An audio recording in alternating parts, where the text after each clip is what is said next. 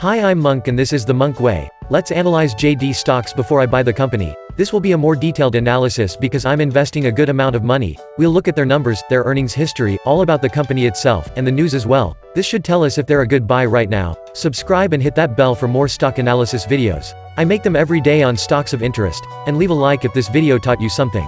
We'll start with a simple valuation of their numbers. They're down 9% in the past year, up 100% in 2 years, and also 100% in 4. Good growth that beat the market by 2 folds. Since they have low numbers, we'll compare them to Amazon, a very similar company in America. They have a market cap of $57 billion, compared to Amazon's $807 billion, a price-to-earnings ratio of 296, compared to Amazon's 262. They're keeping less profits, but a much lower forward PE ratio of 32, compared to Amazon's 82. Expected future profits are 10 times as high as now. A very good price-to-sales ratio of 0.96, compared to Amazon's 4.26. This means they are 4 times as cheap as Amazon if we're talking about revenue. It's possible they can have 400% of gains if the market prices them the same way they do Amazon. A price to book of 6.7, much lower than Amazon's 25.6, so they have more money in the company, and low debt in the DE ratio of 0.38 compared to Amazon's high debt of 1.41. This is still a low-value stock because they don't have much profits, but these numbers are much lower than Amazon's.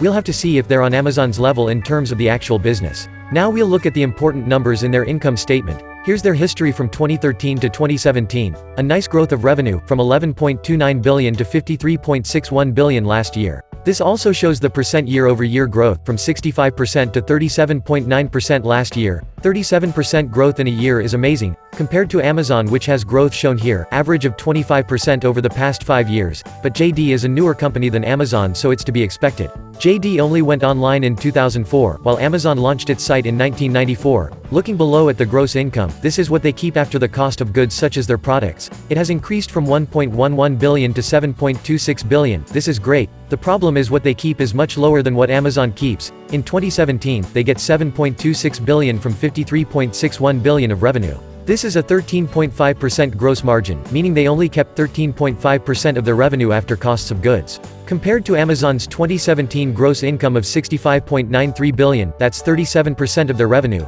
Amazon is keeping almost 3 times as much of their revenue after cost of goods. 2017 was the first profitable year, with only $17.29 million of profits from that $7.26 billion. Moving on to the quarterly report, showing us a little over the past year. It had a steady increase in revenue from $11.01 billion in March 2017 to $15.75 billion March 2018. December usually has more revenue due to holidays, so it's normal to see a higher number here. The gross margin is still around 13.5%, meaning their products might be too cheap. Looking at the net profit, only a few quarters had actual profits, with June and December in the red. I read over their latest earnings statement and here are the highlights, explained very simply so you can understand it. For the first quarter of 2018, the last 4 months up until March 31st. Net revenues of $16 billion, a 33% increase from the same quarter of 2017. This is all the cash the company earned before any expenses needed to run the business. Cost of revenue was $13.7 billion. This is the cost of the material for the goods and labor.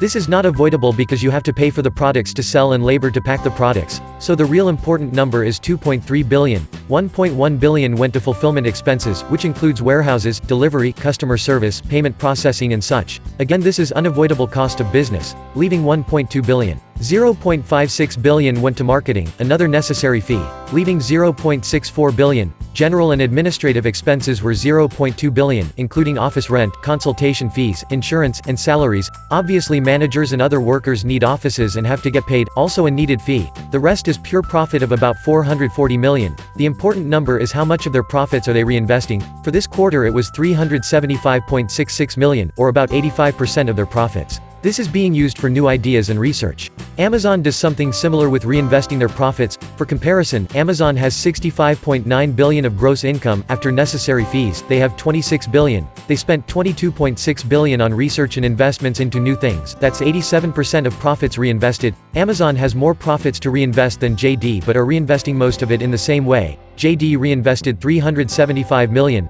They're then left with a small amount, but a bit more from interests. In the after-tax profits of $243 million, That's the profit left. From a revenue of 16 billion, they get a profit of 243 million. These are important numbers, so take a close look. For the next quarter, they're expecting a growth of 29 to 33% from last year's second quarter.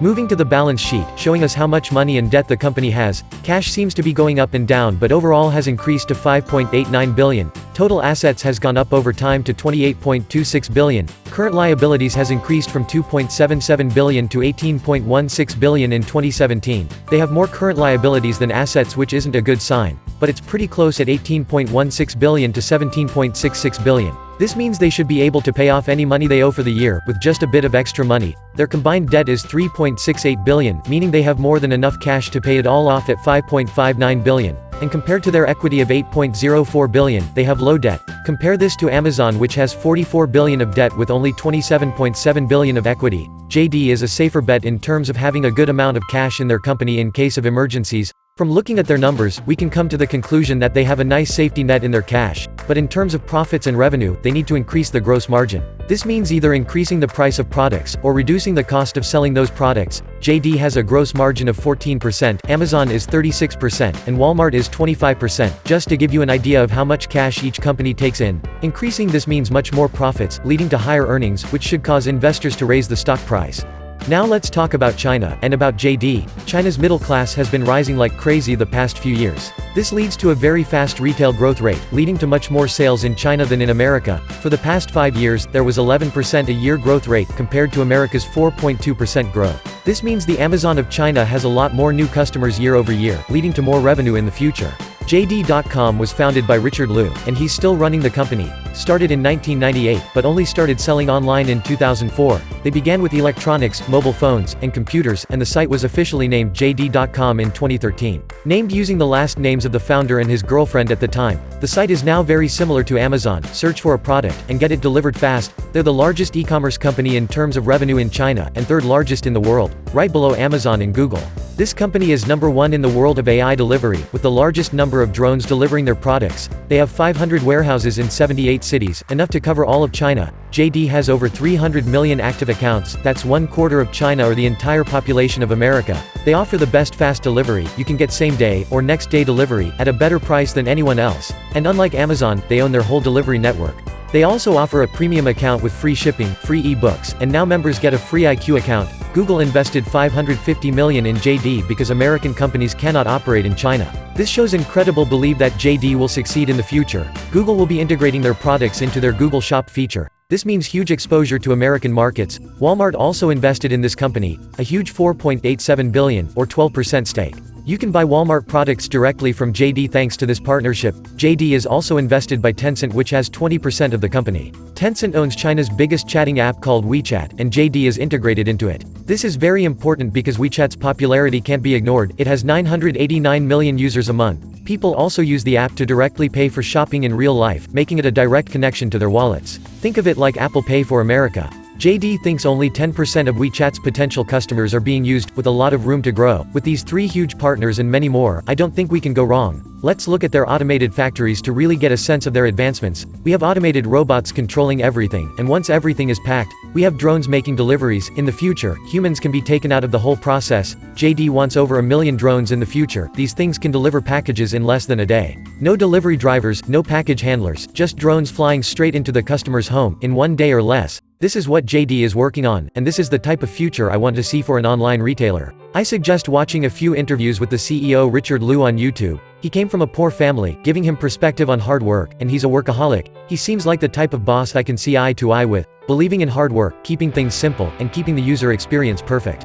This is the exact type of belief I have for my business, and it always works out. Just like Amazon, JD seems to put customers first. If the customer is happy, the money will come over time. JD believes in quality control, making sure the customers are getting the best product. China is known for fake products, but JD makes sure their products are all real and high quality. They have a section called Top Life, which brings high-end brands such as Mulberry, Saint Laurent, Alexander McQueen, and Dyson, among many others. High-end watch brands such as Seiko, Mido, and Tag Heuer are also sold on their store. They're currently on a 22% dip because of trade war tensions. Trump is raising tariffs on Chinese goods and China is firing back. This might be a great time to get in this company on a discount if you think this isn't anything serious, but since this is a foreign company, there are always risks. With their revenue being high but low profits, it's still a low-value stock. This is more of a long-term play if you think they'll raise margins and do as well as Amazon in the future. There's a 400% upside if the market prices them the same way as Amazon. Personally, I think this company will only go up in the future. I'm going to be investing a good chunk of my portfolio and maybe adding more over time.